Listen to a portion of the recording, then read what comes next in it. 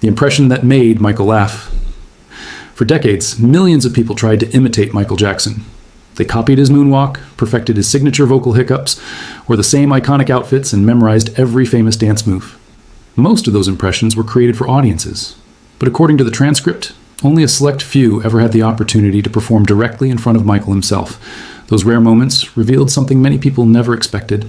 Rather than feeling threatened by talented impersonators, Michael often appreciated performers who approached his work with genuine respect and admiration. The source suggests that when an impression came from a place of creativity instead of ridicule, Michael was often willing to laugh, encourage the performer, and even build lasting friendships. One of the earliest examples highlighted in the transcript is Navi Charles, a singer from Trinidad whose resemblance to Michael Jackson became so convincing that it served a practical purpose. According to the source, Michael hired Navi in 1992 to act as a decoy, dressing like him and leaving hotels or airports through public entrances, while Michael quietly exited elsewhere. What began as an uncanny resemblance eventually developed into a trusted professional relationship. The transcript explains that Navi later performed Michael Jackson songs during Michael's 45th birthday celebration at the Orpheum Theater in 2003, earning a standing ovation before being invited to perform again at Neverland Ranch. It also notes that Navi publicly supported Michael during the 2005 trial and later appeared in Michael Jackson, Searching for Neverland. The source presents these moments as evidence that Michael valued loyalty and genuine admiration more than simple imitation. The transcript also reflects on a photograph that has circulated widely among fans, appearing to show two versions of Michael Jackson standing side by side, one wearing the famous red Thriller jacket and another dressed in a dark blazer. According to the source, some people have claimed the image came from a television appearance where Michael watched one of his lookalikes perform as his younger self. However, the transcript clearly states that it could not verify whether that story is true, leaving open the possibility that the image has been misunderstood or interpreted without confirmation. Even so, the story highlights a recurring theme throughout Michael's career: the remarkable ability of certain performers to capture his image so convincingly that they blurred the line between tribute and illusion. As the documentary continues, we meet the comedian who transformed his lifelong Michael Jackson impression into one of the singer's closest friendships, a relationship built not on mockery but on laughter, trust, and mutual respect. The man who became Michael's official double. Imagine looking so much like Michael Jackson that even devoted fans struggle to tell the difference. According to the transcript, that extraordinary situation became reality for Navi Charles, a singer from Trinidad whose resemblance to the king of pop would eventually lead to one of the most unusual jobs in the entertainment industry. What started as a remarkable physical likeness soon evolved into an official role that placed him alongside one of the world's biggest stars. The source explains that Navi wasn't simply another tribute artist performing on stage. For years, he became part of Michael Jackson's security strategy, helping protect the superstar from overwhelming crowds and relentless photographers. According to the transcript, Michael placed Navi on his payroll in 1992 to serve as a professional decoy. Whenever Michael traveled through busy hotels or international airports, Navi would dress in Michael's signature style and deliberately appear in public, drawing the attention of fans and photographers. While crowds followed the look-alike, the real Michael could quietly leave through another exit with far less disruption. The source presents this arrangement as an example of the extraordinary challenges that came with global fame. Few entertainers required such elaborate measures simply to travel from one place to another. For Navi, however, the responsibility extended beyond appearance. It required discipline, timing, and complete trust from Michael and his team. The transcript explains that the relationship eventually grew far beyond security work. In 2003, Michael invited Navi to perform a medley of his songs during his 45th birthday celebration at the Orpheum Theater. According to the source, the performance received a standing ovation and later earned Navi another invitation to perform at Neverland Ranch itself. The transcript also states that Navi publicly supported Michael during the 2005 trial by traveling from London to California and standing outside the courthouse with a sign expressing his support. Years later, he also appeared in the television film Michael Jackson, Searching for Neverland, continuing his connection to Michael's story. Whether working as a decoy, performing on stage, or publicly standing beside him during difficult times, the source portrays Navi as someone whose loyalty became just as remarkable as his resemblance. As the documentary continues, we move from professional doubles to one of Michael's closest celebrity friends, a comedian whose hilarious impressions never offended the king of pop, but instead became one of the reasons they formed such a memorable friendship. Why Chris Tucker could always make Michael laugh. Among the many celebrities who crossed paths with Michael Jackson, few shared a friendship quite like Chris Tucker. According to the transcript, their relationship was built on far more than admiration for Michael's music. It was grounded in humor, trust, and an ability to make one another laugh in ways that few people ever witnessed. While many performers were nervous about imitating Michael in his presence, Chris Tucker approached it differently. The source explains that his impressions were never intended to mock or embarrass. Instead, they came from genuine affection, allowing Michael to enjoy the comedy rather than feel uncomfortable with it. That unique balance became one of the reasons their friendship remained so memorable over the years. According to the transcript, one of the best-known examples appeared during the Chris Tucker Show, where Tucker performed an exaggerated Michael Jackson impression directly in front of Michael himself.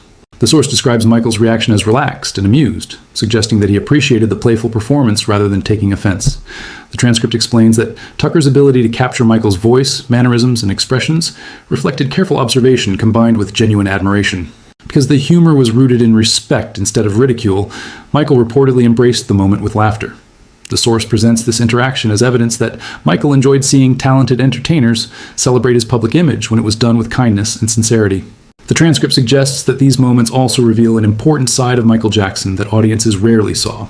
Although he was one of the most recognizable figures in the world, he could still appreciate humor directed at himself when it came from trusted friends. According to the source, Chris Tucker's impressions succeeded because they reflected the friendship the two shared rather than a desire to make headlines. Their interactions became memorable, not only because the comedy was entertaining, but because they offered a rare glimpse of Michael enjoying himself away from the pressures of global fame. As the documentary continues, another surprising story takes center stage. This time, it involves performers whose tributes earned Michael's admiration in a completely different way, showing that sometimes the greatest compliment an artist can receive is seeing their work inspire others to keep their legacy alive. The performers who earned Michael's respect. Countless entertainers have attempted to imitate Michael Jackson over the years, but according to the transcript, only a small number earned something far more valuable than applause. They earned Michael's personal respect. The source suggests that the difference had little to do with how perfectly someone copied his dance moves or voice. Instead, it came down to intention. Michael reportedly appreciated performers who approached his work as a tribute rather than a parody. For him, the greatest impressions were those that celebrated his artistry while recognizing the years of dedication behind every performance. That distinction became clear in several memorable encounters highlighted throughout the transcript. One example, described by the source, involves Weird Al Yankovic, whose parody of Beat It, titled Eat It, became one of the most famous musical spoofs of the 1980s.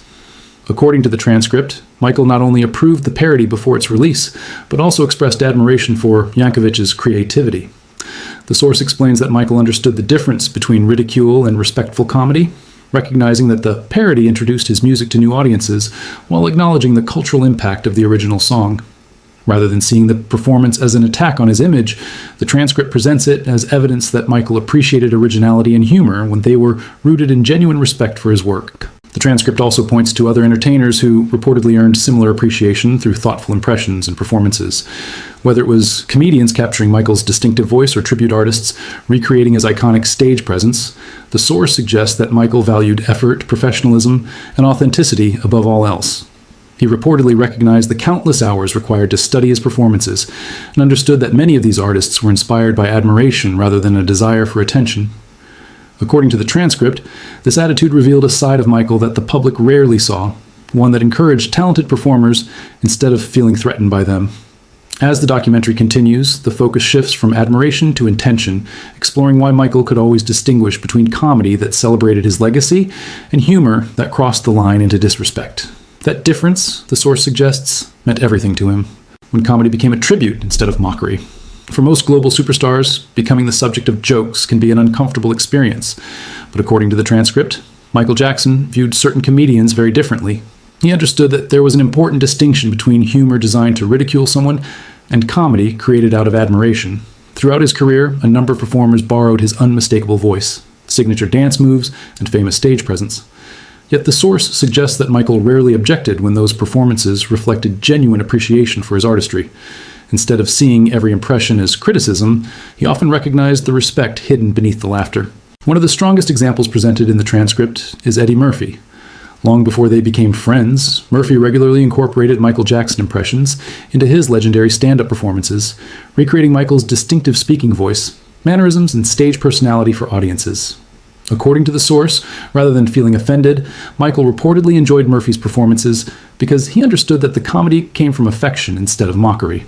Their friendship continued to grow over the years through public appearances and creative collaborations, including Murphy's participation in Remember the Time and What's Up With You. The transcript describes their relationship as one built on mutual admiration, where humor strengthened rather than damaged their respect for one another.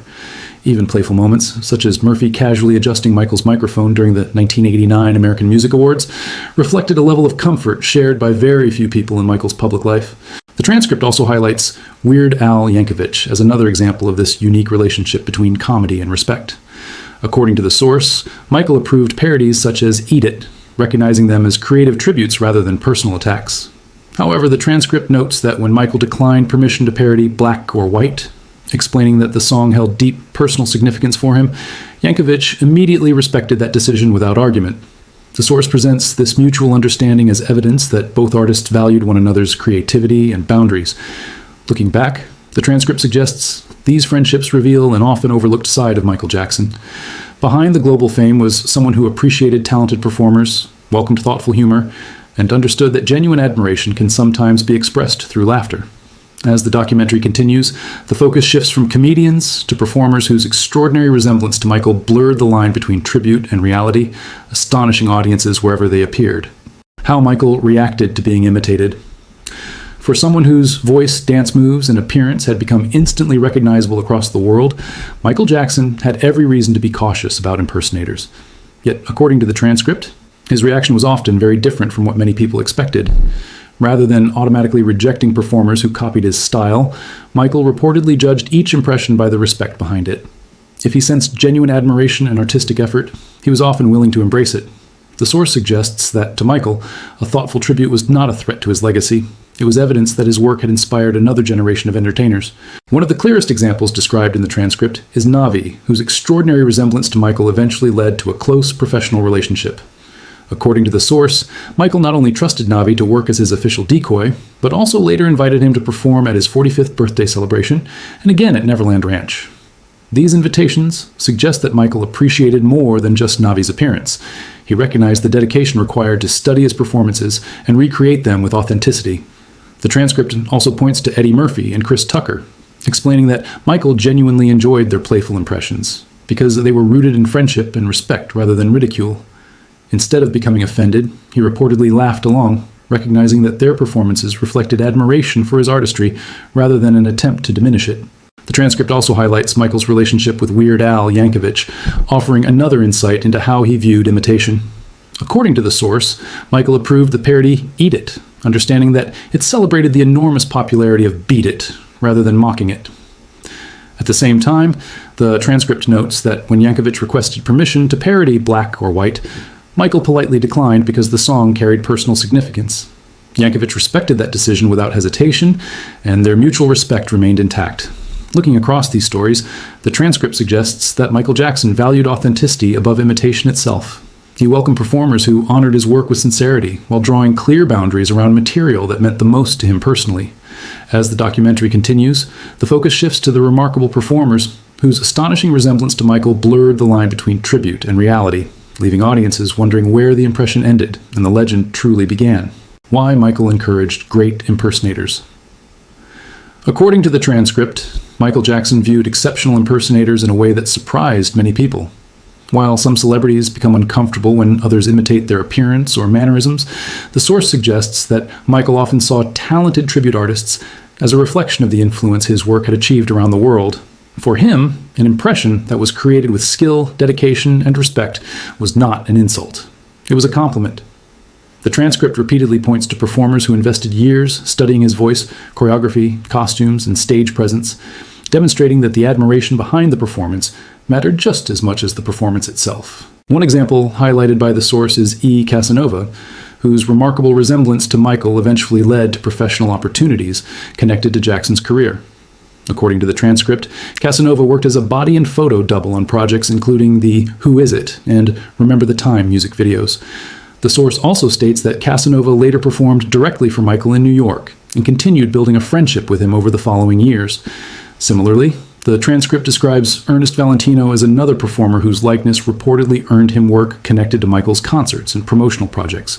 According to the source, Valentino was invited to perform at events where Michael personally acknowledged his work, illustrating the respect Michael showed toward performers who approached their craft with professionalism and authenticity. The transcript presents these stories as part of a larger pattern.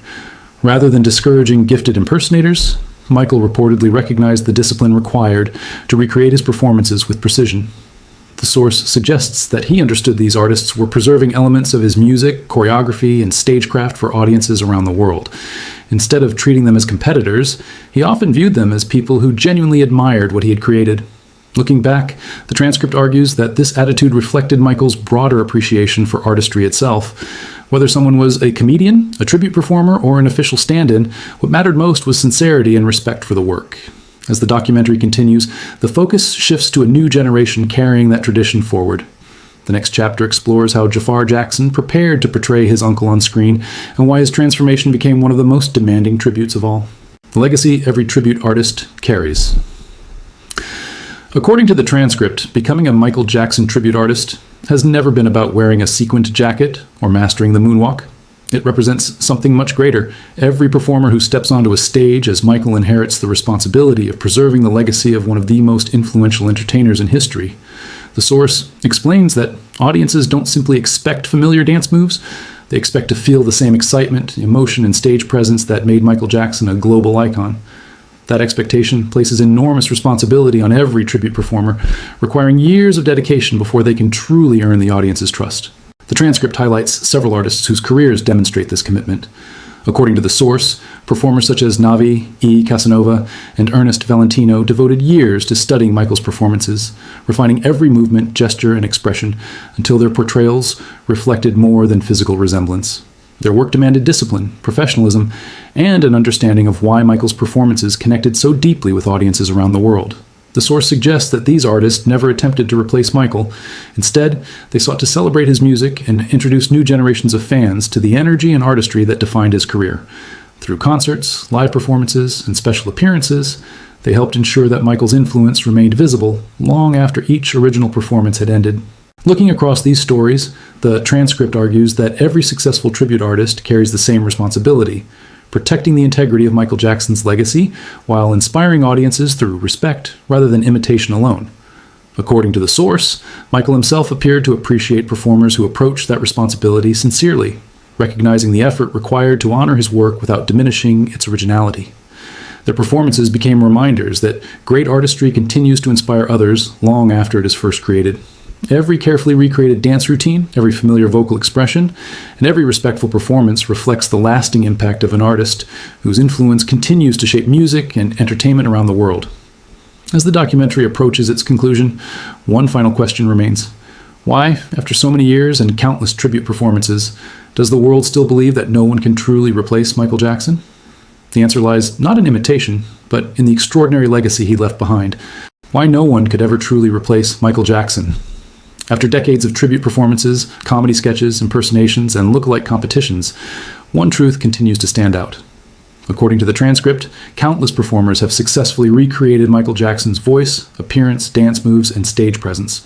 Some became internationally recognized tribute artists, while others earned the rare privilege of performing in front of Michael himself. Yet despite their remarkable talent, the source suggests that none of them ever claimed to become the next Michael Jackson. Instead, they recognized that their role was to celebrate a legacy that could never truly be duplicated. Every successful impression served as a reminder of just how unique the original artist really was. After decades of tribute performances, comedy sketches, impersonations, and look-alike competitions, one truth continues to stand out. According to the transcript, countless performers have successfully recreated Michael Jackson's voice, appearance, dance moves, and stage presence. Some became internationally recognized tribute artists, while others earned the rare privilege of performing in front of Michael himself. Yet despite their remarkable talent, the source suggests that none of them ever claimed to become the next Michael Jackson. Instead, they recognized that their role was to celebrate a legacy that could never truly be duplicated. Every successful impression served as a reminder of just how unique the original artist really was. The transcript points to the careers of performers such as Navi, E. Casanova, and Ernest Valentino, whose extraordinary resemblance to Michael opened doors that few people could ever imagine. According to the source, these artists worked alongside Michael's team, performed at significant events, and devoted years to studying every detail of his performances. Comedians, including Chris Tucker and Eddie Murphy, also demonstrated that even humor could become a form of admiration when it was rooted in genuine respect.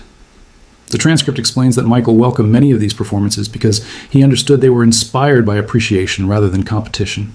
None of these artists attempted to erase Michael's place in history.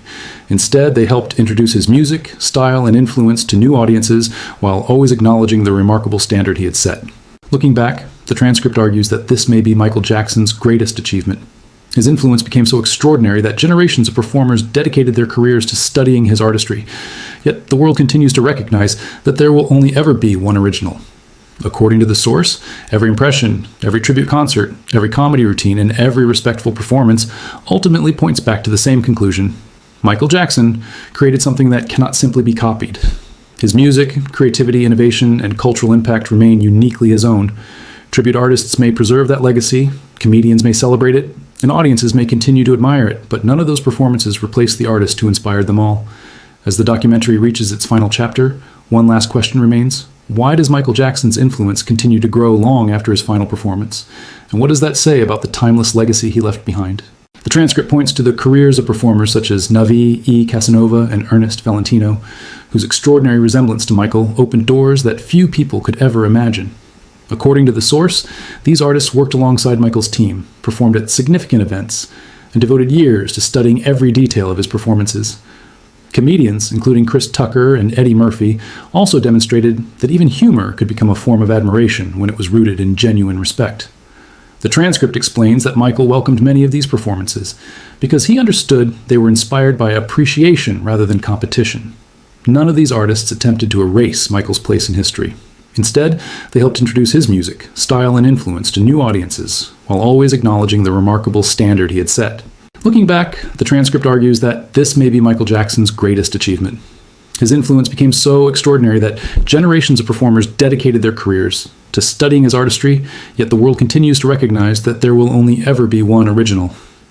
According to the source, every impression, every tribute concert, every comedy routine, and every respectful performance ultimately points back to the same conclusion. Michael Jackson created something that cannot simply be copied. His music, creativity, innovation, and cultural impact remain uniquely his own. Tribute artists may preserve that legacy, comedians may celebrate it, and audiences may continue to admire it, but none of those performances replace the artist who inspired them all.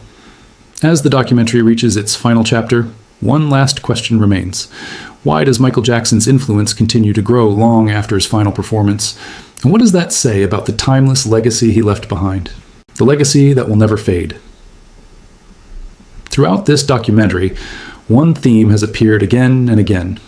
According to the transcript, every person who attempted to imitate Michael Jackson, whether through comedy, tribute performances, or professional impersonation, was ultimately responding to the same extraordinary influence.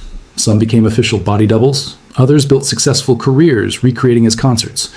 A few even earned the rare opportunity to perform in front of Michael himself. Yet, despite their different paths, the source suggests they all shared one purpose, celebrating an artist whose impact reached far beyond music. Their performances were never presented as replacements for Michael Jackson, but as tributes to the standard he established for entertainers across generations. The transcript concludes by showing how that influence continues to evolve. It highlights performers such as Bruno Mars, whose stagecraft and attention to live performance are described as being inspired by Michael's example, while also pointing to Jafar Jackson, whose preparation for portraying his uncle in the Michael biopic involved years of choreography, character study, and research into Michael's personal writings and creative process.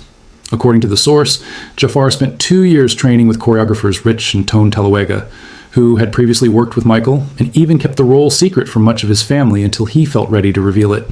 The transcript presents these stories as evidence that Michael's influence continues to inspire artists in different ways. Not through simple imitation, but through dedication to excellence and respect for the craft. Looking back, the transcript argues that perhaps the greatest measure of Michael Jackson's legacy is not how many people copied his signature moves, but how many careers he inspired, from comedians who made him laugh, to professional doubles trusted by his own team, to musicians and actors determined to honor his work. Each story reflects the lasting reach of his artistry. According to the source, every successful tribute ultimately points audiences back to the same conclusion. There may be countless impressions of Michael Jackson, but there will only ever be one original king of pop. His performances continue to educate, inspire, and entertain new generations, ensuring that his influence remains part of popular culture long after the final curtain fell. And that perhaps, more than any single performance or record-breaking achievement, is the legacy that will never fade. Thank you for watching. If you enjoyed this documentary, please like this video, subscribe to the channel, and turn on notifications so you never miss our next documentary exploring the remarkable stories behind music's greatest legends. Until next time, thank you for watching.